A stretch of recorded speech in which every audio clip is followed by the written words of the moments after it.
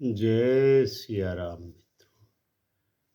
आने वाले 6 महीने सिर्फ ग्रहों का परिवर्तन नहीं, बल्कि मानव चेतना, विश्व राजनीति, अर्थव्यवस्था, धर्म, विज्ञान और रिश्तों की दिशा को बदलने वाले हैं। 73 साल बाद राहु जिस शतभिषा नक्षत्र में वापस आया है, और इस बार वह अकेला नहीं, बल्कि केतु पूर्वा फाल्गुनी में, शनि न्याय की मीन राशि में मार्गी हो रहा है और मंगल अस्त अवस्था में है। ये संयोग सामान्य नहीं है।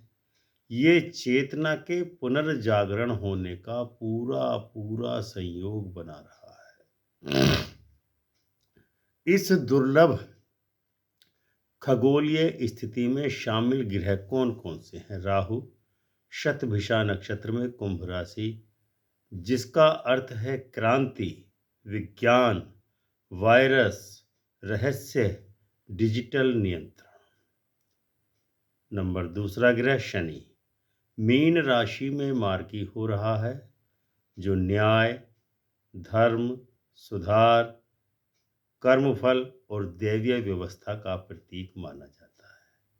मंगल अस्त हो रहा है, जिसके कारण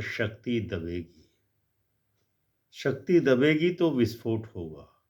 युद्ध होगा, लेकिन शांत युद्ध होगा। अहंकार को झटका लगेगा बड़े बड़े लोगों के, जिनकी आपने कल्पना भी न की होगी।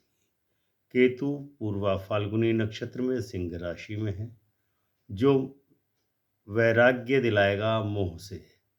आध्यात्मिक प्रेम में बदलेगा भौतिक प्रेम को। भावनात्मक शुद्धि का प्रतीक है। शुक्र पूर्वा फाल्गुनी नक्षत्र का स्वामी ग्रह है, इसलिए प्रेम, कला और विवाह, आनंद और विलासिता के जो कारक हैं, अब उनमें केतु का त्याग जुड़ने वाला है। यानी भौतिक प्रेम से आध्यात्मिक प्रेम की ओर, संसार जुड़ने की ओर गतिमान हो रहा है। अब प्रश्न यह है कि इन ग्रहों की स्थिति का भारत पर किस प्रकार का प्रभाव होगा? दुनिया किन ऊर्जाओं, संघर्षों, क्रांतियों और परिवर्तनों से गुजरेगी? क्या युद्ध वास्तव में होगा या शांति होगी विश्व में? क्या नई बीमारियां आएंगी या नया इलाज मिलेगा? क्या अर्थव्यवस्था डिमोलिश होने वाली है या नई अर्थव्यवस्था फिर से जन्म लेने वाली है? राहु शतभिषा नक्षत्र में चल रहा है, जो मेन कोर इफेक्ट विश्व स्तर पर लाने वाला है।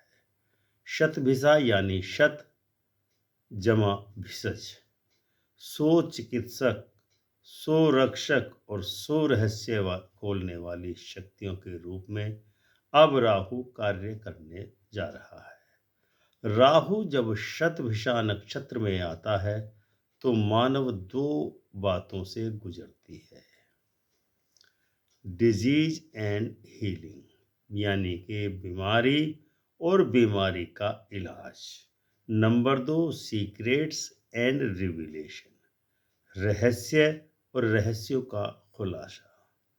आगामी 6 महीने दुनिया में बहुत ज़्यादा परिवर्तन लाने वाले हैं। नए वायरस या जेनेटिक मैनिपुलेशन से जुड़ी हुई खबरें इन आने वाले 6-7 महीनों में देखने को मिलेंगी।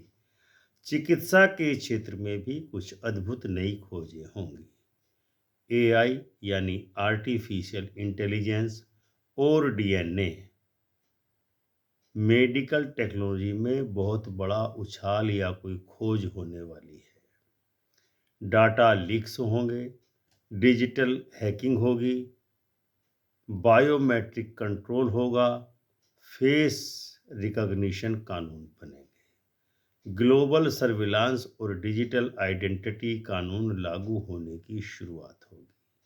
मानवता अब डिजिटल गुलामी या डिजिटल आज़ादी, दोनों में से किसी एक मुहाने पर खड़ी है। यानी कि अब आप ये मान करके चलिए कि या तो आप डिजिटल गुलामी में प्रवेश करने वाले हैं या डिजिटल आज़ादी की सांस लेने वाले हैं।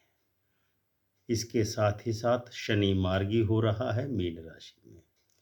शनि मीन राशि में मार्गी होने का अर्थ है जस्टिस अवेकन्स, यानी न्याय जाग रहा है।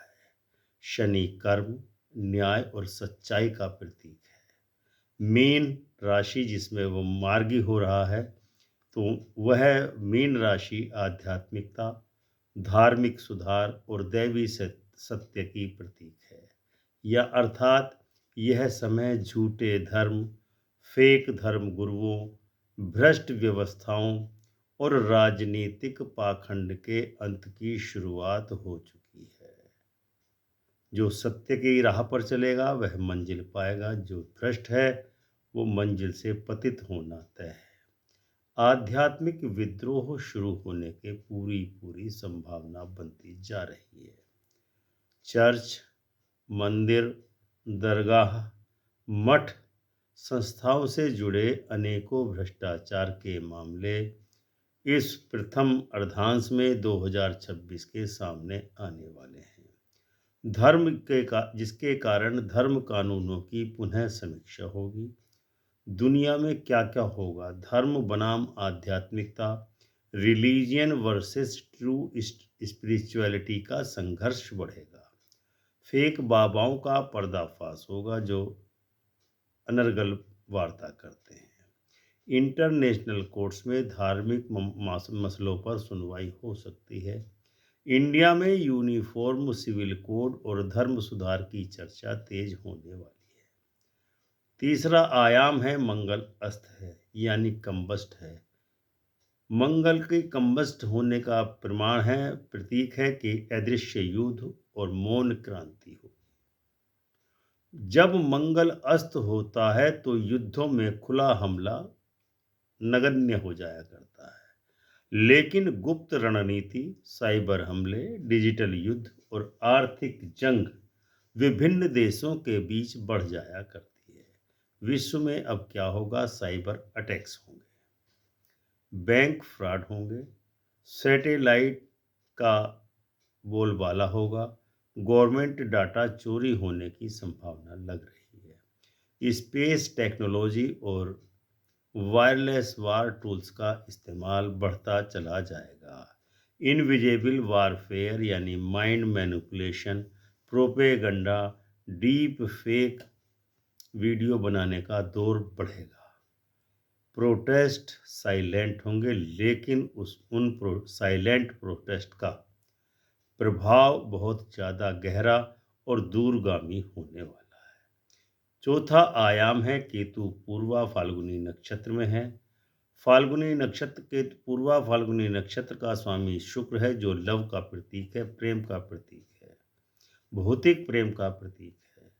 उसमें केतु का गोचर होना ये बताता है कि मनुष्यता अब भौतिक प्रेम से स्पिरिचुअल प्रेम की ओर यात्रा शुरू करने वाली है। पूर्वा फाल्गुनी नक्षत्र का अर्थ है प्रेम, भोग, सुंदरता, आकर्षण और विवाह। केतु का मतलब है वैराग्य, मोक्ष, त्याग, मुक्ति। जब केतु यहाँ गोचर करता है तो लव ब्रेक्स होते हैं। जो प्रेम करने वाले लोग हैं उनके ब्रेकअप होंगे, रिलेशनशिप मैच्योर्स होंगी, शादी टूटेगी नहीं लेकिन माहौल अवश्य परिवर्तित होगा। स्पिरिचुअल कनेक्ट बनेगा, लोग प्रेम में भगवान को ढूंढना प्रारंभ कर देंगे।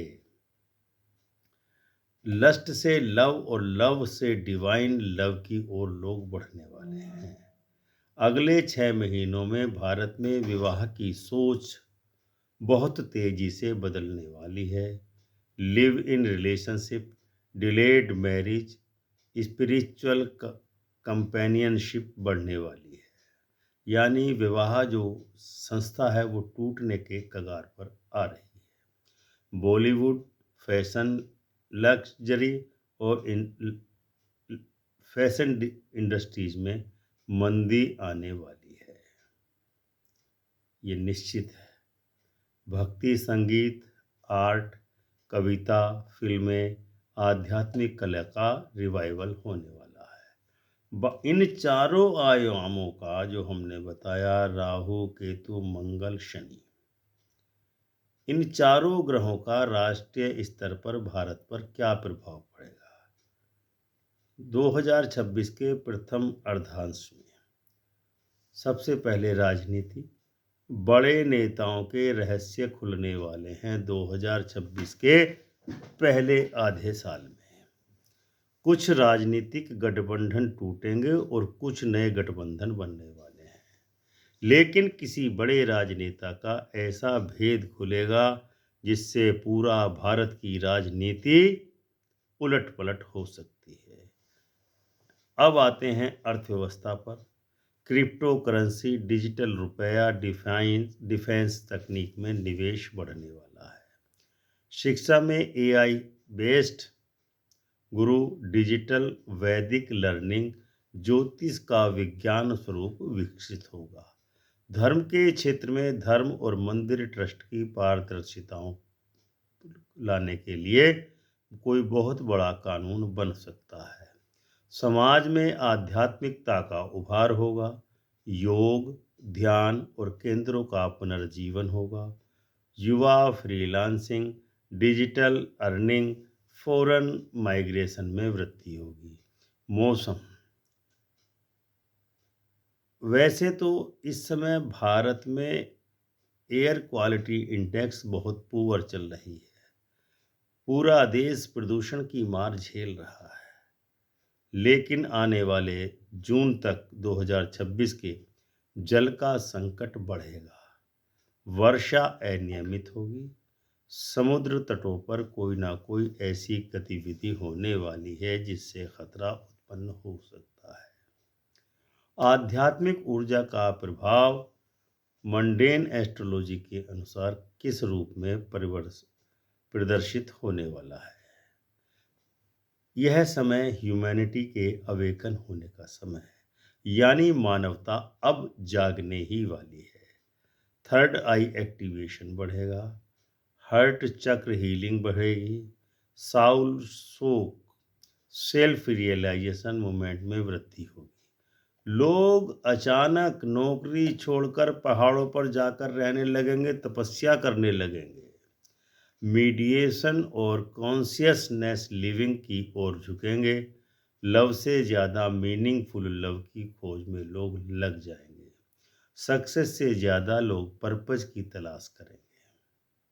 इस समय के विशेष ज्योतिषीय संकेत कहते हैं कि आने वाले जून के महीने तक दुनिया 3 सवालों में ही उलझी रहेगी। नंबर 1, मैं कौन हूँ? स्वयं का निर्धारण करेगा ये। दूसरा प्रश्न होगा, मैं कहाँ जा रहा हूँ या मानवता कहाँ जा रही है? तीसरा प्रश्न होगा कि मेरे जीवन का असली उद्देश्य, वास्तविक उद्देश्य क्या है? क्या रोटी कपड़ा मकान ही कमाने आए थे? नहीं। आदमी अपने जीवन के असली उद्देश्य यानी पराशक्तियों की ओर आकर्षित होगा। यह प्रश्न केवल योगी नहीं बल्कि आम लोग भी पूछना शुरू कर देंगे। सबसे ज़्यादा प्रभावित 5 राशि वाले जन्म वाले देश इससे होंगे। नंबर 1, इंडिया, क्योंकि इंडिया की टोरस लग्न है। यूएसए जिसकी जेमिनी लग्न है। चाइना जिसकी लियो लग्न है। रसिया जिसकी स्कॉर्पियो लग्न है। यूएई लिब्रा जिसकी लग्न है। तो ये मान करके चलिए, इंडिया, यूएसए, चाइना, रसिया, यूएई में बहुत बड़ा परिवर्तन होने जा रहा है अगले 6-7 महीनों के दरमियान। इसके कुछ ज्योतिषीय उपाय भी हैं। राहु के लिए ओम भैरवाय नमः मंत्र का जाप करें। शाम को काले तिल और सरसों का दीपक जलाएं। केतु के लिए ओम केतवे नमः, गाय को, कुत्ते को, पक्षियों को भोजन कराएं। शनि के लिए ओम संग शनैश्चराय नमः, शनिवार को तेल काली उड़द का दान करें। और मंगल के लिए ओम क्रांग क्रीं स्वः भौमाय नमः मंत्र का जाप करें। शिव के मंदिर में जल चढ़ाएं, कल्याण होगा। शुक्र के लिए ओम शुंग शुक्राय नमः, शुक्रवार को सफ़ेद मिठाई का दान करें, निश्चित ही कल्याण होगा, आत्मिक शांति की प्राप्ति होगी। ध्यान रहे, राहु हमें भ्रम दिखाता है, हमें भ्रमित करने का प्रयास करता है, लेकिन केतु हमें सत्य का रास्ता दिखाता है। शनि हमें हमारे कर्म वापस लौटाता है और मंगल हमें उस युद्ध का एहसास कराता है जो बाहर नहीं, मानस के अंतस में चल रहा है, भीतर चल रहा है। सवाल ये नहीं है कि ग्रह किस दिशा में जा रहे हैं, बल्कि मूल सवाल यह है कि आप किस दिशा में जा रहे हैं, कि और या आप अपनी दिशा को पहचान पा रहे हैं या नहीं। क्या आप चेतना को ऊपर उठाने के लिए तैयार हैं या नहीं।